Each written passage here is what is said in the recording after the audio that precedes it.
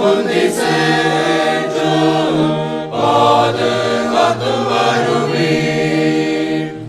ஜீவ தண்ணீரண்டு என்றும் நீலை பார செய்குவீர். இயேசுநாதா இயேசுநாதா மேய்ச்சல் காட்டி போஷிப்பீர். இயேசுநாதா இயேசுநாதா மேய்ச்சல் காட்டி போஷிப்பீர்.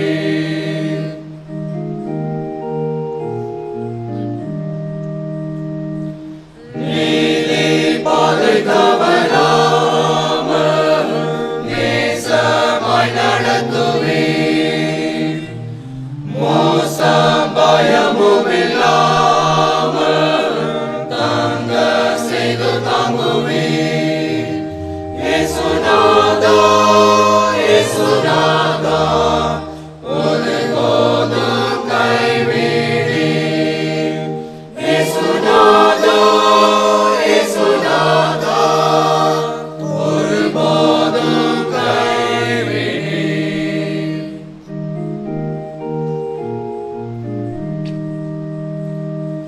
ஜீவகால பரியந்தம்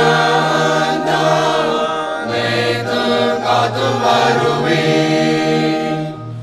பின்பு கொஞ்ச பேரானந்தம் தந்து வாழ செய்குவீர். இயேசுநாதா இயேசுநாதா முனிகாலம் வாழ்விப்பீர். இயேசுநாதா இயேசுநாதா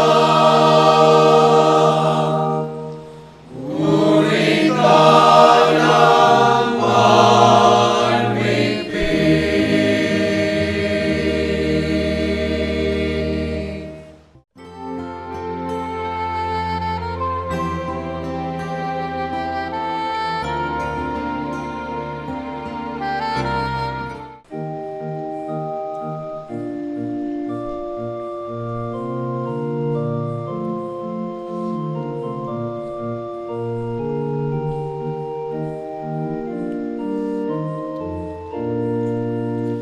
அருள்நாதா நம்பி வந்தேன் நோக்கத்தோடவீர். கைமாறின்றி என்னை முற்றும் ரட்சிப்பீர்.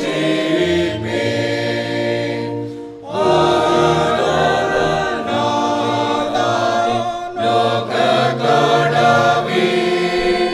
கைமாறின்றி என்னை முற்றும் ரட்சிப்பீர்.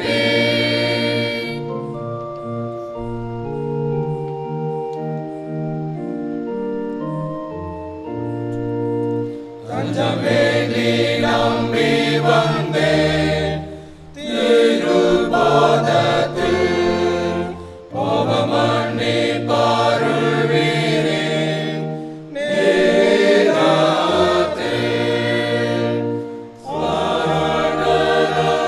சரணநாதாதி நோக்கக்கடவீர். கைமாறின்றி என்னை முற்றும் ரட்சிப்பீர்.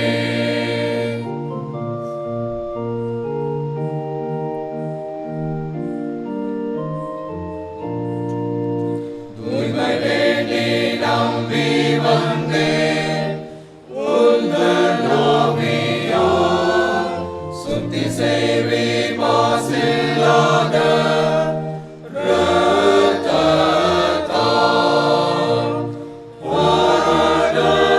அருள்நாதா நோக்கக்கடவீர். கைமாறின்றி என்னை முற்றும் ரட்சிப்பீர்.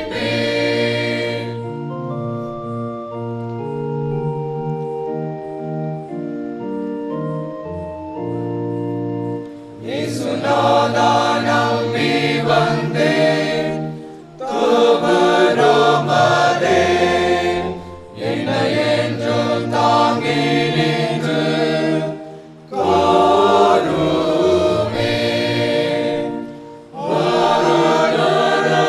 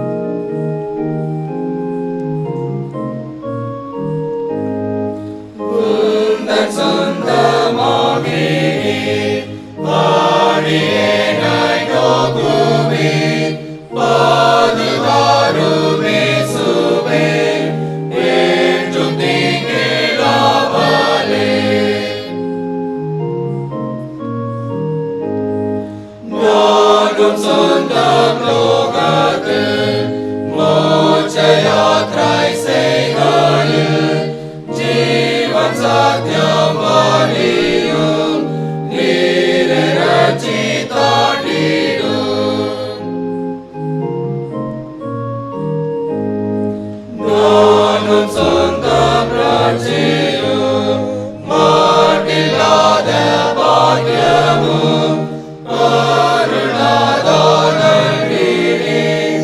இன்னமும் காப்பாற்றுவே. நானும் சொந்தம் நீத்தமாய் தாசனை நீ சுகமாய் தங்க செய்து மேம்பாரே காத்துமே தம்பாருவே.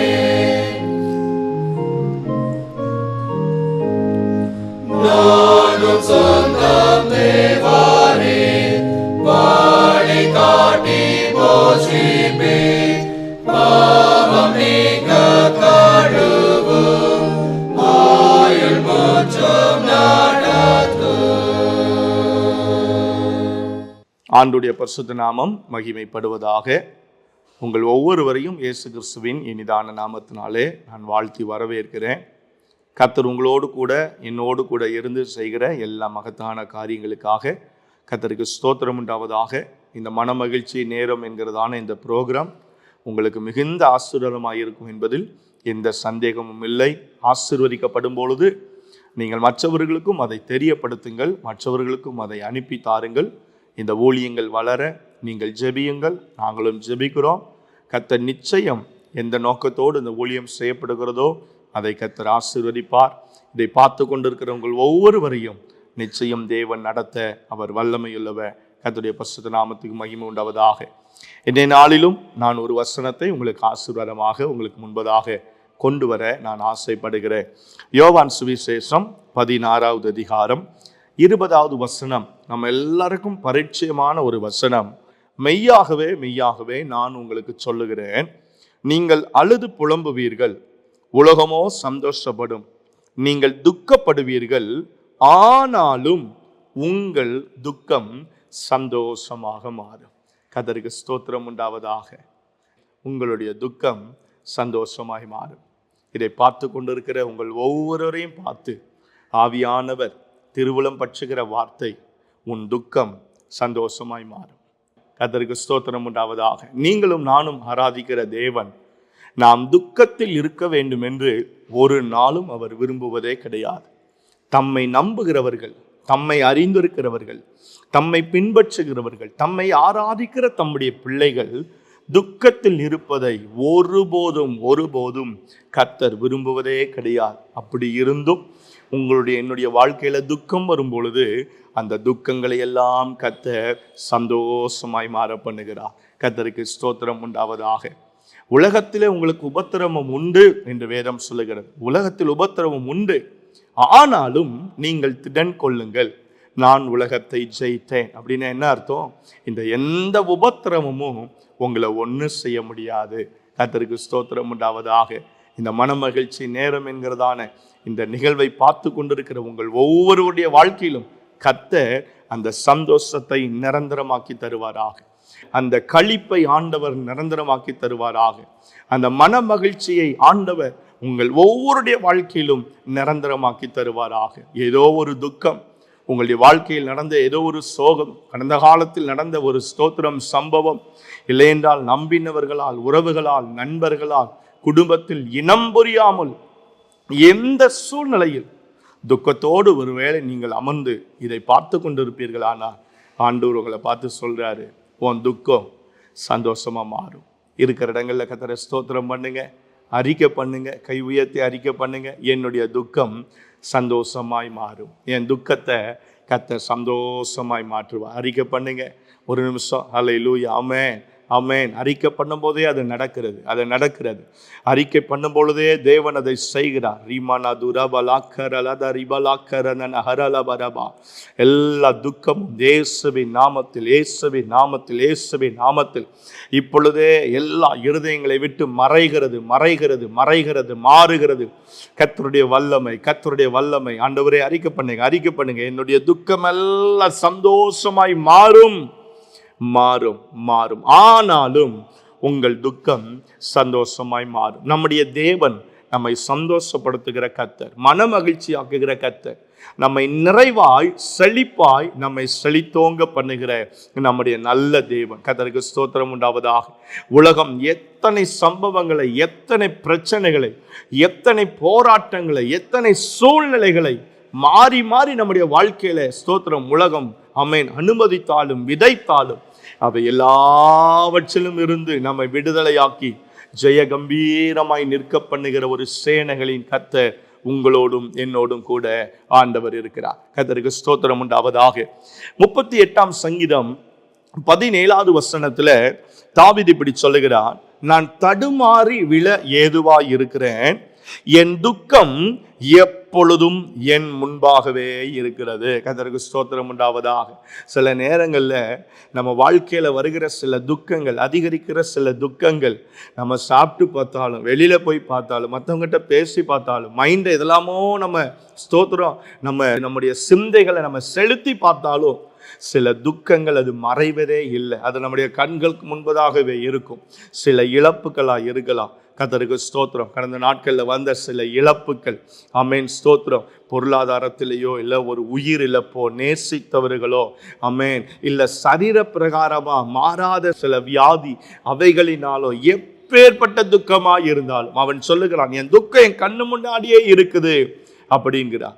இந்த நேரத்தில் கர்த்தர் உங்களை பார்த்து சொல்றார், அப்படி உங்க கண்களுக்கு முன்பதாக இருக்கிற நாள்பட்ட துக்கங்களை என் கர்த்தர் இந்த நாளில் சந்தோஷமாய் மாற பண்ண அவர் வல்லமையுள்ளவர். நாள்பட்ட துக்கங்கள் மாறும், மாதக்கணக்கான துக்கங்கள் மாறும், வருட கணக்காக உங்கள் வாழ்க்கையில இருக்கிறதான எல்லா துக்கங்களையும் என் கர்த்தர் மாற்றி போட அவர் வல்லமையுள்ளவராக இருக்கிறார், உண்மையுள்ளவராக இருக்கிறார்.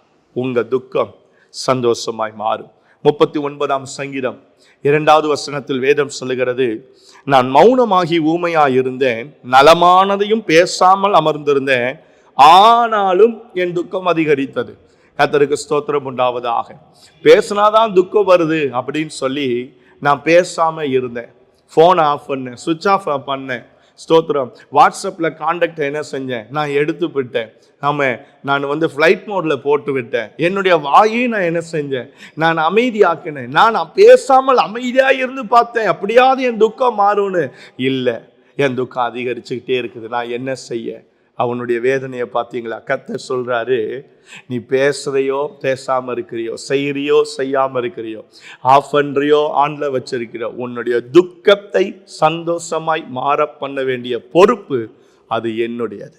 கர்த்தருக்கு ஸ்தோத்திரம் உண்டாவதாக. என் துக்கம் அதிகரிக்குது ஆண்டவரே, நான் பேசாம இருந்தாலும் என் துக்கம் அதிகரிக்குது. இல்லப்பா, இல்லை, நீ பேசாம இருந்து இந்த துக்கம் உன்னை அமிழ்த்தி இந்த துக்கத்திலேயே நீ அமிழ்ந்து போகிறத நான் விரும்புகிற தேவன் அல்ல. அதி சீக்கிரமாகவே உன்னுடைய துக்கத்தை எல்லாம் நான் சந்தோஷமாய் மாற பண்ணுவேன் என்று கர்த்தர் வாக்கு கொடுக்கிறார். கை உயர்த்தி கர்த்தரை ஸ்தோத்திரம் பண்ணுங்க. இருக்கிறவங்கள ஆண்டவருக்கு நன்றி செலுத்துங்க. நிச்சயம் உங்கள் துக்கத்தை கர்த்தர் சந்தோஷமாய் மாற பண்ணுவார். கர்த்தருக்கு ஸ்தோத்திரம். பிலிப்பியர் 2வது அதிகாரம் 27வது வசனத்தை நீங்கள் வாசித்து பார்ப்பீர்களானால் வேதம் சொல்லுகிறது, கர்த்தருக்கு ஸ்தோத்திரம் உண்டாவதாக, அவன் வியாதிப்பட்டு மரணத்துக்கு சமீபமாக இருந்தது மெய்தான், ஆகிலும் தேவன் அவனுக்கு இறங்கினார். அவனுக்கு இறங்கினதும் இல்லாமல் துக்கத்தின் மேல் துக்கம் எனக்கு உண்டாகாதபடிக்கு எனக்கும் இறங்கினார். கர்த்தருக்கு ஸ்தோத்திரம் உண்டாவதாக. பேசாம அமைதியா இருக்கிற துக்கம், கண்ணு முன்னாடியே நிற்கிற துக்கம், எந்த துக்கமா இருந்தாலும் இந்த நேரத்தில் கர்த்தர் உங்களை பார்த்து சொல்றாரு, துக்கத்தின் மேல் துக்கம் அதிகரிக்காதபடிக்கு உங்கள் சூழ்நிலையில் இறங்கி இரக்கம் செய்கிற கர்த்தர் ஒருவர் உங்கள் அருகாமையில் வந்து நிற்கிறார். கர்த்தருக்கு ஸ்தோத்திரம் உண்டாவதா, கர்த்தருக்கு மகிமை உண்டாவதா. இனி துக்கம் வராதபடி இம்மட்டும் வா, இதற்கு மிஞ்சி வராதே என்று சொன்ன கர்த்தர் இனி உங்கள் வாழ்க்கையில் துக்கம் அதிகரிக்காதபடிக்கு எல்லா துக்கத்தின் வேறுகளையும் என் கர்த்தர் இந்த நேரத்தில் உங்க வாழ்க்கையை விட்டு ஆண்டவர் பிடுங்கி போட விரும்புகிறார். கர்த்தருக்கு ஸ்தோத்திரம் உண்டாவதா. எல்லா துக்கங்களையும் கர்த்தர் முழுவதும் மாற்றி போட விரும்புகிறார். அவன் பவுல் எவ்வளவு சொல்றான் பாருங்க. கர்த்தருக்கு ஸ்தோத்திரம் உண்டாவது. துக்கத்தின் மேல் துக்கம் எனக்கு உண்டாகாதபடிக்கு எனக்கு அவர் இறங்கினார், அவர் எனக்கு இரக்கம் செய்தார். கர்த்தருக்கு ஸ்தோத்திரம் உண்டாவதாக. உங்களுக்கும் எனக்கும் இறங்கி இரக்கம் செய்கிற ஒரு தேவன் ஒருவர் நம்மோடு கூட இருக்கிறார். கர்த்தருக்கு ஸ்தோத்திரம் உண்டாவதாக. ஏசாயா 53வது அதிகாரம் 3வது வசனத்தை நீங்கள் வாசித்து பார்த்தால் அங்கே ஆண்டவரை குறித்து நம்ம வாசிக்கிறோம். அவர் அசட்டை பண்ணப்பட்டவரும் மனுஷரால் புறக்கணிக்கப்பட்டவரும் துக்கம் நிறைந்தவருமாய். கர்த்தருக்கு ஸ்தோத்திரம். துக்கம் நிறைந்தவருமாய். மனுஷகுமாரன் துக்கம் நிறைந்தவராய் இருந்தார். சிலுவை மரண பாடுகளை அவர்தான் அனுபவிக்க போகிறார். அது அவர் மேல் விழுந்த ஒரு கடமை என்று வேதம் சொல்லுகிறது. நம்ம எல்லாருடைய மீட்புக்காகவும் அந்த சிலுவை மரண பாதையை அவர் அனுபவிக்க வேண்டியது இருந்தது. ஆனால் வேதத்தில் வாசிக்கிறோம், அவரும் துக்கம் நிறைந்தவராய் இருந்தார். மனுஷகுமாரனுக்கு ஏனையா அந்த துக்கம் வந்தது? அவர்தான் மனுஷகுமாரனே, அவர்தான் இயேசுவே, அவர்தான் தெய்வமாயிற்று. அவர் ஏன் துக்கம் நிறைந்தவராய் இருந்தார்? அந்த துக்கம் அவருடைய துக்கம் கிடையாது, உங்களுடைய என்னுடைய துக்கம். நம்முடைய துக்கங்களை அவர் சிலுவையில் சுமந்தார். நம்முடைய பாரங்களை அவர் சிலுவையில் சுமந்தார். நமக்கு சமாதானத்தை உண்டு பண்ணும் ஆக்கினை அவர் மேல விழுந்தது. கர்த்தருக்கு ஸ்தோத்திரம் உண்டாவதாக.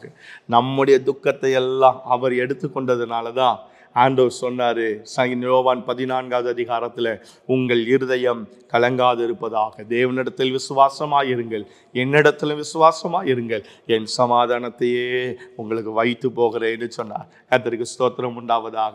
ஏன் சமாதானத்தை உனக்கு கொடுத்துட்டு உன்னுடைய துக்கத்தை எல்லாம் நான் எடுத்துக்கிட்டேங்கிறார்.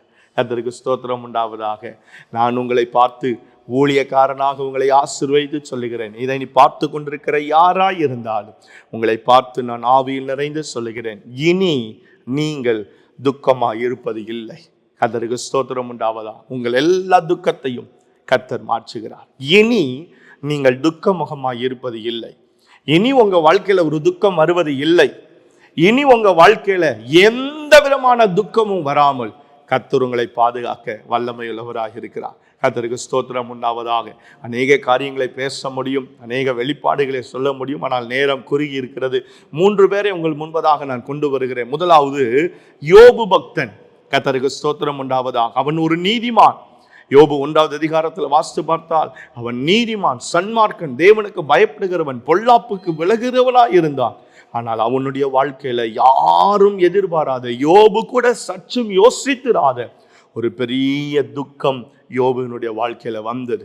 கர்த்தருக்கு ஸ்தோத்திரம். எல்லாம் அழிந்து போனது, எல்லாம் மாறினது. ஸ்தோத்திரம். பிள்ளைகள் மரித்தார்கள், ஆடு மாடுகள் மரித்தது, ஒட்டகங்கள் மரித்தது, கழுதைகள் எல்லாம் மரித்தது, இருக்கிற எல்லாம் போனது. கர்த்தருக்கு ஸ்தோத்திரம் உண்டாவதாக. சரீரத்துல பலன் இருந்தாவாது அதை தாங்க முடியும். சரீரமும் உருக்குலைந்து போனது. ஒரு ஓட்டை எடுத்து தன்னுடைய சரீரத்தை சொரிகிற அளவுக்கு அவனுடைய வாழ்க்கையின் துக்கம் அதிகரித்தது. சரி, மனைவியாவது கொஞ்சம் சப்போர்ட்டா இருப்பாங்க. இல்லை, மனைவியையும் கர்த்தர் டியூன் பண்ணிட்டார். சில நேரத்தில் சில நீதிமான்களை அமேன் ஸ்தோத்திரம் ஒரு மேன்மையான ஆசீர்வாதத்துக்கு நேராக, யாருக்கும் இதுவரை கிடைக்காத ஒரு மேன்மையான ஆசீர்வாதத்துக்கு நேராக சில பாதையில கர்த்தர் நடத்தும் பொழுது அந்த மேன்மையை பெற்றுக்கொள்வதற்கு முன்பதா இப்படி சில சோதனையின் பாதைகளையும் கர்த்தர் என்ன செய்கிறாரு, கொண்டு போகிறார். கர்த்தருக்கு ஸ்தோத்திரம் உண்டாவதாக. மனைவியும் மாறினார். மனைவியும் யோபுக்கு விரோதமாய் எல்லாம் அவனுக்கு துக்கமாய் மாறினது. ஆனால் யோசித்து பாருங்கள், அவன் தன் உதடுகளினால் பாவம் செய்யவில்லை என்று வேதத்தில் வாசிக்கிறோம். யோபு இவை எல்லாவற்றிலேயும் தன் உதடுகளினால் பாவம் செய்யவில்லை. அவனுடைய துக்கத்தை கர்த்தர் எப்படி மாற்றினார்? 42:2 பாருங்க, தேவரே நீர் சகலத்தையும் செய்ய வல்லவர், நீர் செய்ய நினைத்தது தடைப்படாதுங்கிறாரு. அதே 42வது அதிகாரத்துல பின்பதான் நீங்க ஸ்தோத்திரம் 12வது வசனத்துக்கு வந்து பாருங்க, எதையெல்லாம் இழந்தானோ எல்லாவற்றையும் ரெட்டந்தனையாய் கர்த்தர் கொடுத்தார். ரெட்டந்தனையாய் கொடுத்தார். ஆமென். கர்த்தருக்கு ஸ்தோத்திரம் உண்டாவது. 3000 இழந்தா 6000 கொடுத்தார். 7000 14,000 கொடுத்தார். பிள்ளைகள் அப்படியே கொடுத்தார். ஸ்தோத்திரம். மனம் மாறின மனைவியை கர்த்தர் மீண்டும் டியூன் பண்ணி யோபுவை நேசிக்கிற ஒரு மனைவியாய் மாற்றினார். அவ்வளவு துக்கத்தில் இருந்த யோபுவை கர்த்தர் கிரகிக்க முடியாத அதிசயங்களை செய்கிற தேவன், அவன் யோசித்து பார்க்க முடியாத ஒரு சந்தோஷத்தை அவனுக்கு கொடுத்து, அவன் 4 தலைமுறைகளாக பிள்ளைகளின் பிள்ளைகளை கண்டு நெடுநாள் உயிரோடு இந்த கர்த்தரை மகிமைப்படுத்தும்படி கர்த்தர் உதவி செய்தார். யோபுவின் தேவன் உங்களையும் நேசிக்கிறார், என்னையும் நேசிக்கிறார், நம்மையும் பார்க்கிறார், நம்முடைய சூழ்நிலைகளையும் கர்த்தர் அறிகிறார். யோபுவை போல துக்கம் நமக்கு வராமல் இருக்கலாம், ஆனால் அந்த துக்கத்தில் ஏதோ ஒன்று நம்முடைய வாழ்க்கையில் வந்திருக்குமே, எப்பேற்பட்ட துக்கமாய் இருந்தாலும் கர்த்தர் அதை சந்தோஷமாய் மாற பண்ணுவார். இரண்டாவது, ரூத்தின் புஸ்தகத்தின் 1வது அதிகாரம் 13வது வசனம், 3, 5, 20 வசனங்களை வாசித்து பார்த்தால் ரூத்துக்கு ஒரு பெரிய துக்கம் இருந்தது. கர்த்தருக்கு ஸ்தோத்திரம் உண்டாவதாக. நகோமி கூட அங்க சொல்லுகிறார், மாறாள்னு சொல்லுங்க, கசப்பை தேவன் கட்டளையிட்டார்னு. ரூத்தினுடைய வாழ்க்கையில் அவ்வளவு பெரிய துக்கம். கணவர் மரித்து போனார், வீட்டுக்கு போக முடியல, மாமியாரும் போக சொல்றா, கூட இருந்தவளும் அவன் என்ன செஞ்சுட்டா, ஓடி போயிட்டா. எங்க போவது, யாரை அணுகுவது, எப்படி பிழைப்பது, எப்படி சர்வை பண்ணுவது, ஒன்றுமே தெரியவில்லை. சில நேரங்களில் உங்களுடைய என்னுடைய வாழ்க்கையில் அப்படிப்பட்ட சில சந்தர்ப்பங்கள் வருகிறது. ஸ்தோத்திரம். எங்க போக, யாரை பார்க்க, யார்கிட்ட பேச, எங்க போய் அடைக்கலமாக நம்ம வாழ்க்கையில வருகிற சில இனம் புரியாத துக்கங்கள் அப்படிதான் இருக்கிறது. ஆனால் கர்த்தருக்கு ஸ்தோத்திரம் உண்டாவதாக. அந்த துக்கமாயிருந்த அந்த ரூத்தை கர்த்தர் சந்தோஷமாய் மாற பண்ணினார். அந்த நகோமியையும் கர்த்தர் சந்தோஷமாய் மாற பண்ணினார். 4வது அதிகாரம் 14, 15, 16, 17 வசனங்களை நீங்கள் வாசித்து பாருங்கள். கர்த்தர் ஒரு குழந்தையை கொடுத்து, ஆமென் ஸ்தோத்திரம், ஒரு போவாஸ் எடுத்த ஆண்டவர் ஒரு அடைக்கலத்தை கொடுத்து, அந்த போவாஸை ஆண்டவர் ஸ்தோத்திரம் ஆமென் ரூத் திருமணம் செய்யும்படி கர்த்தர் உதவி செய்து, அந்த போவாஸ் மூலமாக ஒரு குழந்தையையும் கொடுத்து, ஆமென் அந்த நகோமியையும் சந்தோஷப்படுத்தினார், ரூத்தையும் சந்தோஷப்படுத்தினார். தேவனுடைய சந்ததி, பிற்காலங்களில் வரப்போகிற இயேசுவின் சந்ததி அங்கேயே ஆரம்பிக்கும்படிக்கு என் கர்த்தர் ஒரு வித்தை தேவன் அந்த ரூத்தினுடைய சந்ததியில் ஆண்டவர் தெரிந்தெடுத்தார். கர்த்தருக்கு ஸ்தோத்திரம் உண்டாவதாக. சில துக்கங்கள் நமக்கு துக்கமாய் இருக்கும், ஆனால் அவைகளுடைய பிரதிபலன் நம்மால் கிரகிக்க முடியாத ஒரு நன்மையாய் கர்த்தர் மாற பண்ணுவார். உங்களுடைய வாழ்க்கையிலும் அதை செய்வார். சோர்ந்து போகாதீங்க, கவலைப்படாதீங்க, கர்த்தரை நம்பி இருங்க. அவள் செய்தது அதுதான். கர்த்தரை அவள் நகோமியை உறுதியா பிடித்து கொண்டாள். நீர் மரணம் அடைமிடத்தில் நானும் மரணம் அடைவேன். ஆண்டவரை உறுதியா பிடிங்க, கர்த்தர் உங்களுக்கும் செய்வார். கர்த்தருக்கு ஸ்தோத்திரம் உண்டாவதாக. ஆதியாகமம் 37வது அதிகாரம் 34வது வசனத்தை வாசித்து பார்த்தார். யாக்கோபுக்கு பிறந்த அந்த யோசேப்பு, அவனை அதிகமாய் அவன் நேசித்தான். தன்னுடைய பிள்ளையை, பலவர்ணமான அங்கியை அவனுக்கு செய்து கொடுத்தான். கர்த்தருக்கு ஸ்தோத்திரம் உண்டாவதாக. அவ்வளவு நேசித்த தம்முடைய குமாரன் சகோதரர்களுடைய சேமம் எப்படி இருக்கிறது என்று பார்க்க அனுப்பின பொழுது சகோதரர்கள் எல்லாரும் சதி செய்து அவனை மீதியானியர் கையில வெச்சு போட்டார்கள். கர்த்தருக்கு ஸ்தோத்திரம் உண்டாவதாக. வந்த அவனுடைய ஆடையை கொடுத்து அதில் இரத்தத்தை தேய்த்து ஒரு துஷ்ட மிருகம் அவனை பட்சித்தது என்றார்கள். அவனுடைய துக்கம் கொடிய துக்கமாயிருந்தது. புழுதியை எடுத்து தன்னுடைய தலையில் போட்டு கொண்டான். இனி எனக்கு என்ன வாழ்வு இருக்கிறது, இனி எனக்கு என்ன ஜீவன் இருக்கிறது, இனி எனக்கு என்ன இருக்கிறது, என் பிள்ளைக்கு அப்படி ஆயிட்டு, என் பிள்ளை என்கிட்ட இல்லையே. எத்தனை பிள்ளைகள் இருந்தாலும், எத்தனை ஆஸ்திகள் இருந்தாலும், ஆடு மாடுகள் இருந்தாலும், சம்பாத்தியம் இருந்தாலும், எனக்குன்னு இருந்தது அதுதானே, என்னுடைய ஒரே ஹோப் அதுதானே, அதுவும் என்னை விட்டு போனது. புழுதியை மேலே தூக்கி போட்டு கொண்டார். அவ்வளோ பெரிய துக்கம் நிறைந்த அந்த யாக்கோபு. கர்த்தருக்கு ஸ்தோத்திரம் உண்டாவதாக. ஆனால் நீங்கள் வேதத்தில் நீங்கள் வாசித்து பார்ப்பீர்களானால் கர்த்தருக்கு ஸ்தோத்திரம் உண்டாவதாக. 45வது அதிகாரம் 26, 27, 28, 46வது அதிகாரம் 29, 30 வசனங்களை நீங்கள் பாருங்கள். அதே யோசேப்பின் இடத்தில் தகப்பனை அழைத்து வரும்படிக்கு ஒரு செய்தி வந்தது. யாக்கோபின் ஆவி உயிர்த்தது என்று வேதம் சொல்லுகிறது. கர்த்தருக்கு ஸ்தோத்திரம் உண்டாவதாக. இதை பார்த்து கொண்டிருக்கிற அருமையான தேவ பிள்ளைகளே, உங்க துக்கத்தை கர்த்தர் சந்தோஷமாய் மாறு பண்ணும் பொழுது என்ன அடையாளம் உண்டாகும் தெரியுமா? உங்க இருதயத்துல ஆமென் யாக்கோபின் ஆவி உயிர்த்ததை போல உங்க இருதயத்துல ஒரு உயிர்ப்பை கர்த்தர் கொடுப்பார். கர்த்தருக்கு ஸ்தோத்திரம் உண்டாகும். எனக்கா இது நடந்தது, என் வாழ்க்கையில இது நடந்தது. ஜீரணிக்க முடியாத ஒரு சந்தோஷத்தின் அடையாளம் உங்க வாழ்க்கையில உண்டாகும். கர்த்தருக்கு ஸ்தோத்திரம் உண்டாகும். நான் இப்பொழுதே போய் பார்ப்பேன் என்று அவன் வேகமாய் போய் தன்னுடைய பிள்ளையை பார்க்கும்படி போகிறான். 2 பேரும் கழுத்தை கட்டிப்பிடித்து அழுகிறார்கள். யாக்கோபின் துக்கத்தை கர்த்தர் சந்தோஷமாய் மாற பண்ணினார்.